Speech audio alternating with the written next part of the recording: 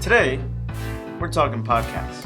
What's up, guys? Welcome to another video. And today we're talking about podcasts. Podcasts are becoming an extremely popular form of media. Because more people are watching podcasts, more people are looking into creating a podcast. Now, as somebody who has their own podcast, the Anomaly Talk podcast, if you didn't know, it's me, my co-host, Larry, and we invite guests, and it's a ton of fun, and we learn a lot. And through the process of setting up the podcast, we learned a ton. And that's kind of what we're going to talk about today. If you're interested in starting a podcast, this should help you and give you kind of a guide of where you need to start. So make sure you hit that like button. All right, now you've got audio podcasts, you've got video podcasts. You need to decide what you're going to do, because when you add that video element, things get a little bit more sophisticated. So let's start from the beginning, right? To start a podcast, you're going to need a microphone. Now, this is the Rode Podmic. This is a great microphone for the price. I think we paid about $100. I don't know what the prices are now, whether they've gone up or not. I'll have both the price of this on the screen, and by the way, anything you see today will be linked down in the description below. But we bought this for $100 at the time. Now, a couple of things stand out. One, branding. Rode is a great name brand. I'm actually using Rode's boom mic to record this audio right now. Second thing, build quality. This thing is bulky. This thing is heavy and dense. I think it's made out of a mix of aluminum parts and steel. And this thing, you drop this, you should not be worried of damaging it. Like I said, the value, the audio quality that you get for this type of mic for the price is pretty phenomenal. And so this is a microphone I can definitely suggest just based off the experience of using it. But obviously, the most important thing when picking a microphone is the audio quality. So let's check it out. Here's a clip from the Anomaly Talk podcast. There's a finite amount of Bitcoin, 21 million. I'm not sure, you probably know, how much have we mined so far? Almost 19 million.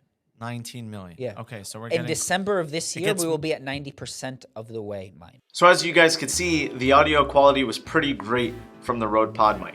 Now, you don't have to get an XLR microphone if you're looking for something a little bit easier to use, a little bit more budget friendly. You can go for a USB microphone, kind of like the Blue Yetis. You could also get a microphone with a 3.5 millimeter jack, or you can go for a boom mic, which I'm using to film this video. So you've got options, but I'm telling you based off of my experience what's worked for us. So you've got your microphone, which is XLR, but you need something to control it. You need something to give it power and adjust the settings. What do you get? You then need some type of audio mixer. Now, this mixer is from Behringer. This is a 8-channel mixer. 4 of them are XLRs. Now, the reason why we went for the 4 channels is because it's me, Larry, and a guest, so we've got 3 people. The one below this has 2 XLRs, so it was either 2 or the 4. Being that we typically have 3 people on the podcast, we went with this one. Now, this mixer is awesome. One, because of its value. I think we paid $130 for this, so it's pretty budget friendly in the grand scheme of things. You know, you could spend way more on an audio mixer than this. But also the capability of it. So it's got the ability to offer phantom power, which is if your microphone needs that kind of thing.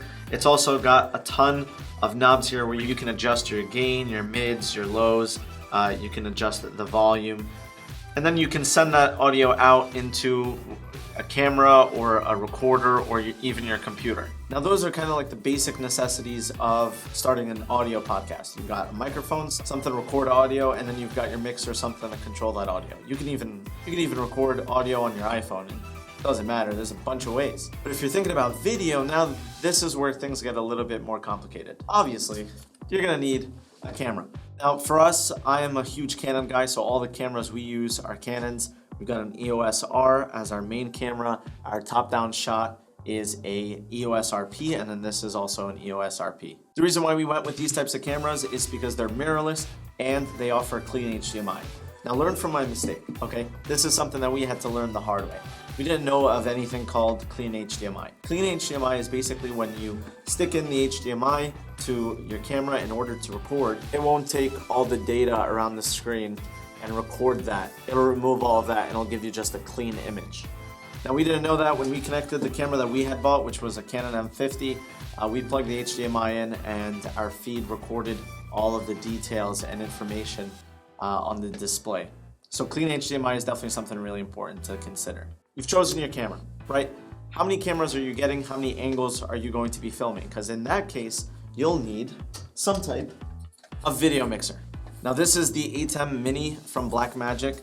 This has 4 inputs, so you're able to connect 4 different cameras, switch from each one.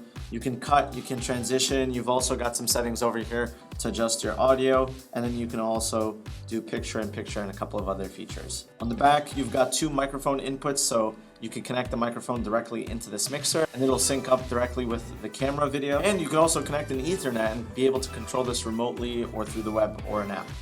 I think we spent around 250 bucks on this. We got it from Facebook Market. Huge fan of Facebook Market, so if you could get something secondhand, totally recommend it, as long as you make sure that it's in decent condition. So the camera feed connects to this. You're able to change your cameras and then send this out to a computer or something with a capture card to be able to record it. With all that being said, we talked about all of the basic necessities in terms of equipment that you would need. Now, you've created your podcast, you've got the audio, you've got the video. Now what do you do with it? You need to distribute it. And we're not affiliated or sponsored by Anchor, but Anchor is an app that we personally use for our podcast to distribute our content. And based off of experience, I just had a phenomenal time using it. It's extremely convenient and easy to use, so that's why I'm recommending it. You simply upload your content on the Anchor app, and then Anchor will distribute it amongst the big guys, which is like Google Podcasts, iTunes, or Apple Podcasts, Spotify, whatever the case is. It'll distribute it all for you rather than you going to each single one and posting your content on there. That's basically how you start a podcast. Obviously, there are minute details like wiring and cables and things like that.